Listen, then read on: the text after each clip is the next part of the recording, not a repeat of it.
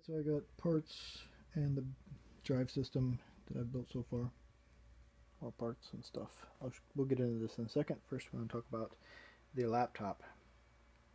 This particular laptop is not the one that's going to be inside the robot. I've already purchased that. This is just something in the meantime.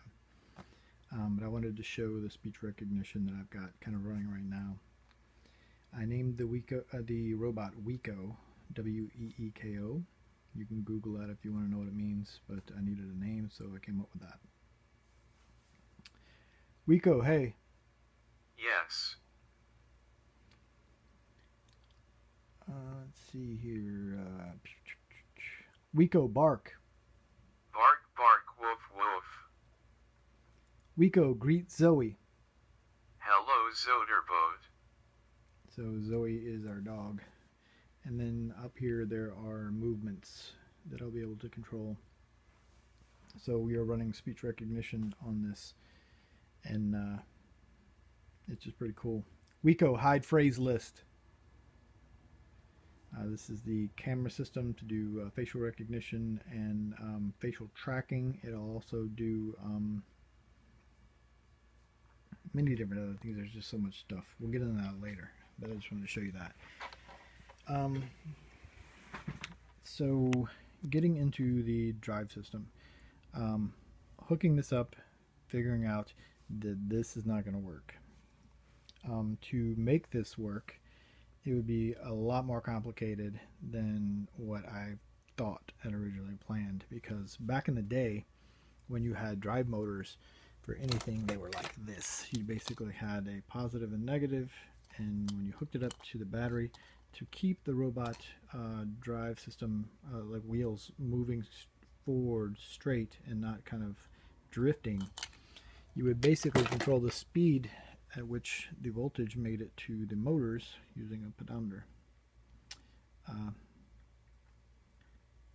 That's not going to work with this. This has a Hall sensor, and the Hall sensor, one of the features of this is to basically these wheels are smart.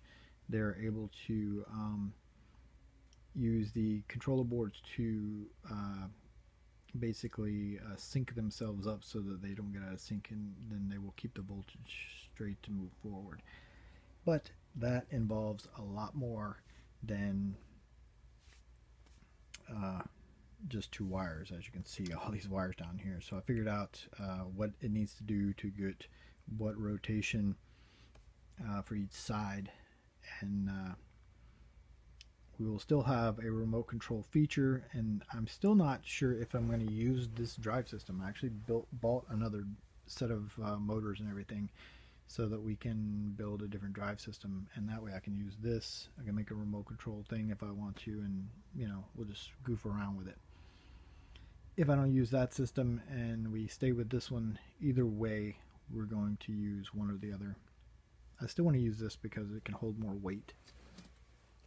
This is the drive system for the robot. So this is the brain, pretty much, and we have a regulator coming to control voltage for this so that we can run off the battery, and since it runs at a different voltage, basically we'll step down the voltage from 12 volts to whatever that needs.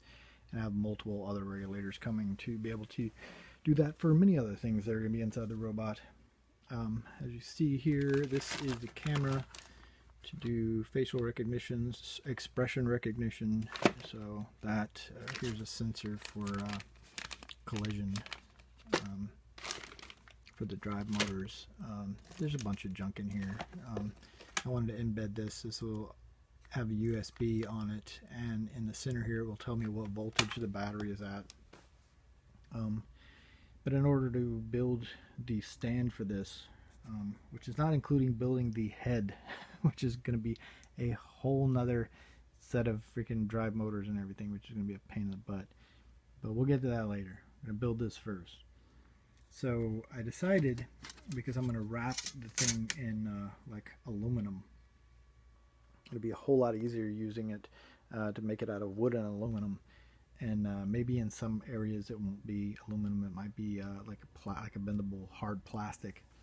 But in order to do that, I decided to go with aluminum framing that we will hook up. So I basically have to etch it in so it's about here, and then however far over we go around this guy with this many of them, and then we'll have a little piece of wood here for it to connect to and screw into the base.